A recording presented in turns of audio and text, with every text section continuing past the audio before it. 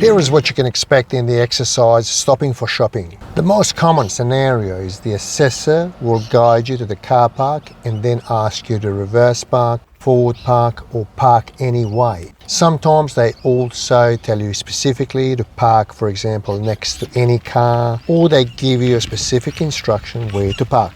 If it's your choice where to park, just keep it simple. Park in the first available bay, park wherever easiest, don't travel too far. Use the 3-line guide, that way you're going to be more accurate. It's important not to overthink when you do the exercise stopping for shopping. Just follow the instructions, which are usually very simple. If you're unsure what the examiner wants you to do, you can ask them to repeat.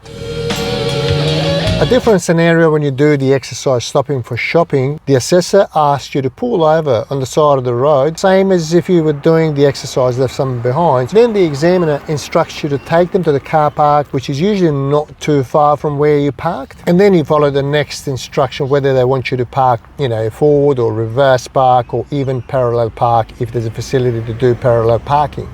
Always use your indicators because that's the only way of communicating with other road users. The important aspect of the exercise stopping for shopping is that you understand what the assessor wants you to do. If the instruction was partial or unclear, please ask them to repeat. It's the examiner's obligation to repeat the instruction if you ask them to. Sometimes the examiner might even ask you to miss the car park and to turn around. So this time we're going to use this roundabout here. So we can turn around and come back to that car park. So that's what they sometimes require you to do. So just listen carefully to the instructions that they give you. Like I said earlier, if you're unsure what the examiner wants you to do, you are allowed to ask them to repeat. It's their obligation to repeat it, so don't be shy to ask. I hope that this video is useful to you. Thank you for watching and I'll see you in the next one.